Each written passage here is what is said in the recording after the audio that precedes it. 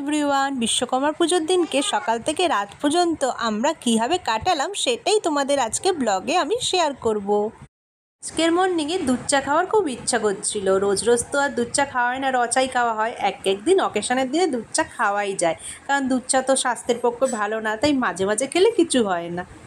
আমাদের বাঙালিদের কাছে চা টাইম মানেই তো ফ্রি টাইম। সারাদিনে চাটা হয়ে গেছে, বা ঢেলে ফেলি, চটাপট খেয়ে ফেলি দুজন মিলে গল্প করতে করতে। বিশ্বকর্মা পুজোর দিনকে ব্রেকফাস্টটা তৈরি করে নিয়েছিলাম। এই ব্রেকফাস্টে একদিন হেলদি ব্রেকফাস্ট, এটা একদিন তোমাদের সাথে শেয়ার করব। সাবুদানার সাথে কর্ন দিয়ে, সুজি দিয়ে, আলু দিয়ে, সমস্ত রকম মশলা দিয়ে তৈরি করেছিলাম। তেলটা স্প্রে করে দিচ্ছি, অল্প তেলেই, যেহেতু হেলদি ব্রেকফাস্ট অল্প তেলেই হয়ে যাবে। একে দিয়ে দেবো। এবার একে একে সবকটা উল্টে দেবো, এপিট ওপিট দুপিটি যাতে ভাজা যায় এরকম ভাবে একটা একটা করে তুলবো আর পেছন পিঠটা ভাজবো। হয়ে এসছে, তাই একটা একটা করে দেখো সুন্দর করে কিন্তু উঠে আসবে। একটা একটা করে তুলে নিচ্ছি। এবারে একটু টেস্ট করে দেখি খেতে কেমন হয়েছে। এটা পুরোপুরি একদম কিন্তু হেলদি ব্রেকফাস্ট। কতটা কম তেল দিয়ে হলো তোমাদের সাথে পরে পুরো রেসিপিটা শেয়ার করব, সাবুদানা দিয়ে কিভাবে করলাম আমি এই রেসিপিটা। ব্রেকফাস্ট আমার রেডি, এবার চলো চটপট খেয়ে ফেলি। একটা নতুন ব্রেকফাস্ট করেছি আজকে।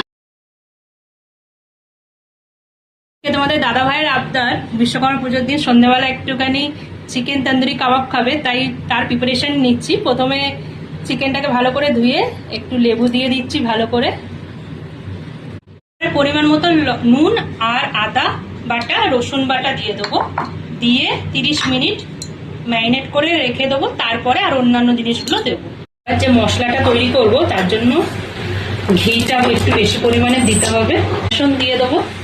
এরকম ভাবে করলে কিন্তু পুরো রেস্টুরেন্টের মতো হবে, এটাই হচ্ছে বিশেষত্ব। আর এটা কিন্তু একটু জোরে দিয়ে ভালো করে নাড়াতে হবে, তাহলে কিন্তু ভালো করে বেসনটা ভুনা হয়ে যাবে। ভাবে ভালো করে কিন্তু বেসনটাকে ভুনা টাইপের করে নিতে হবে। কত সহজেই দেখো বেসনটা কিন্তু ভুনা হয়ে গেল। কাশ্মীরি লঙ্কার গুঁড়ো দিয়ে দেবো এর মধ্যে, আর ভালো করে একটু নেড়ে নেবো। সর্ষের তেল দিয়ে দেবো, তাহলে কিন্তু রংটা খুব সুন্দর আসবে। আর তার মধ্যে কাশ্মীরি লঙ্কার গুঁড়ো দিয়ে দেবো। দেখো এইভাবে কিন্তু করলে কাশ্মীরি লঙ্কা গুঁড়োর যে রংটা খুব সুন্দর আসে, আর তাতে কিন্তু কোনো ফুড কালার দেওয়ার কোনো প্রয়োজন নেই। এই কাশ্মীরি লঙ্কা গুঁড়ো তেল দিয়ে দিয়ে কিন্তু কাবাবের মধ্যে দিয়ে দিলে খুব সুন্দর রংটা চলে আসে। টক দইটাকে জল ঝরিয়ে রেখেছিলাম, সেই টক দইটা কিন্তু এর মধ্যে মিশিয়ে দেবো সুন্দর করে। এবার যে ভুনাটা বানিয়ে রেখেছিলাম সেটাও এর মধ্যে মিশিয়ে দেবো। এবার একটু তন্দুরি মশলা এর মধ্যে একটু যোগ করে দিলাম। কস্তুরি মেথিটা ভালো করে একটু ভেজে নেবো, তাতে কিন্তু স্বাদটা খুব দ্বিগুণ হবে। হালকা করে ভেজে ক্রাশ করে নেবো। এবার কস্তুরি মেথিটা যেটা দেখো ভেজে রেখেছিলাম এরকম ক্রাশ করে করে দিয়ে দেবো। এবার চাট মশলা একটু দিয়ে দিলাম ওপর দিয়ে, আর ভালো করে মেখে এবার মাংসের মধ্যে মিশিয়ে দেবো। এবার এটা মাংসের মধ্যে দিয়ে ভালো করে মেখে নেবো। মশলাগুলো ভালো করে মাংসের মধ্যে মাখানো হয়ে গেছে। এবার ম্যারিনেট করার জন্য ফ্রিজে ঢুকিয়ে রেখে দেবো, যাতে ভালো করে ম্যারিনেটটা হয়ে যায়, আর সহজে কিন্তু তাড়াতাড়ি তন্দুরি কাবাবটাও রেডি হয়ে যাবে। আমরা চলে এসেছি মাম্মাম আর আমি আমাদের গাড়িটাকে পুজো করার জন্য। বিশ্বকর্মাকে মাম্মাম মাম্মাম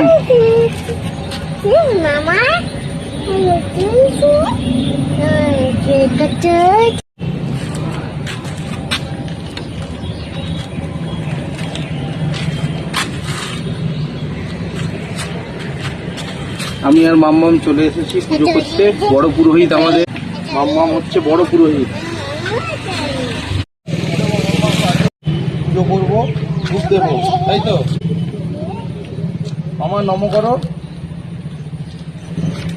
নম করো।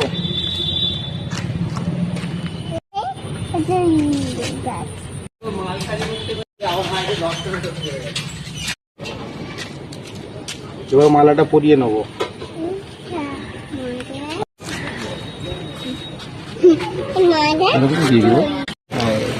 মালাটা এইভাবে দিয়ে দিই। একটাই মালা এনেছি, মালা আর পাইনি, দেরি হয়ে গেছিল আমার যেতে।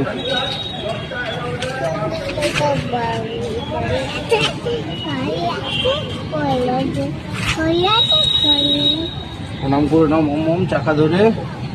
সারা বছর সার্ভিস দেয় আমাদের, একটা দিন তো যত্ন দরকার। চলো, হয়ে গেছে। ফ্রিজে রেখে দিয়েছিলাম, মাইনারটা একদম ডান হয়ে গেছে, দেখো কত সুন্দর হয়েছে। আর আগে যেহেতু আমার এয়ার ফ্রায়ার ছিল না, তখন তো আমি গ্যাসেই করতাম, তাই বাটারটা দিয়ে গ্যাসে ওই যে ফ্লেভারটা খেতে খুব সুন্দর লাগে, তাই কিছুটা আমি গ্যাসেও করব, আর এয়ার ফ্রায়ার যেটা আছে সেটাও কিছুটা তন্দুরি কাবাবটা তৈরি করব। এয়ার ফ্রায়ারে কিছুটা বসাবো, আর আজকালকার দিনে তো এয়ার ফ্রায়ারে খাওয়াটা খুবই প্রয়োজন, কারণ তেলটা খুবই কম লাগে। আর এমনি গ্যাসে করলে তো বাটারটা বেশি দিয়ে করতে হয়, নাহলে জুসি জুসি ভাবতে আসবে না। সেট করে দেবো, মেশিনটা চালিয়ে দেবো। যেহেতু এটা হাড্ডির মাংস আছে, সেহেতু এটা 20 মিনিট যাবে, 200 ডিগ্রিতে চালিয়ে দেবো। এর জন্য বাটারটা ভালো করে করে প্যানটাতে বুলিয়ে নেব। কাবাবগুলোকে বাটারের মধ্যে বসিয়ে নেব। এবার কাবাবগুলোকে হতে দেওয়ার জন্য ঢাকা দিয়ে দিতে হবে, ওটা ভাপেই হয়ে যাবে। একদিকটা প্রায় হয়ে গেছে, এবার উল্টো দিকটা করতে হবে, তাই তুলে দিলাম। অন্য দিকটাও আবার বাটার ব্রাশ করে দেবো। বাটার ব্রাশ করে নিয়েছি, এবার দেখো পেছনটা কি সুন্দর হয়েছে, দেখতে পাচ্ছ? এবার ওই দিকটা আবার আস্তে আস্তে একটু হতে দেবো।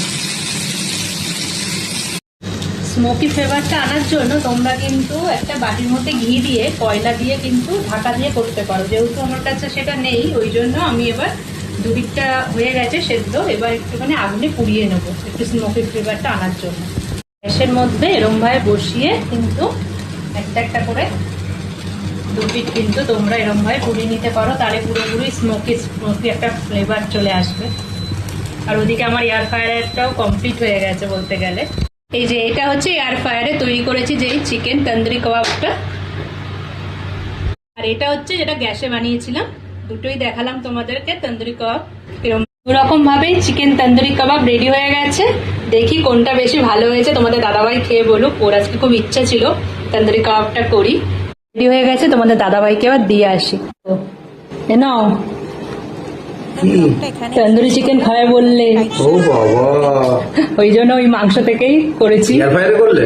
না, দুরকম ভাবে করেছি, গ্যাসটাতেও করেছি একটু বাটার বেশি দিয়ে, আর এয়ার ফ্রায়ারেও করেছি। কেমন খেতে হয়েছে বলো? বাহ, ভালো হয়েছে, সুন্দর হয়েছে। কিসে করেছো এটা? এটা গ্যাসে, আর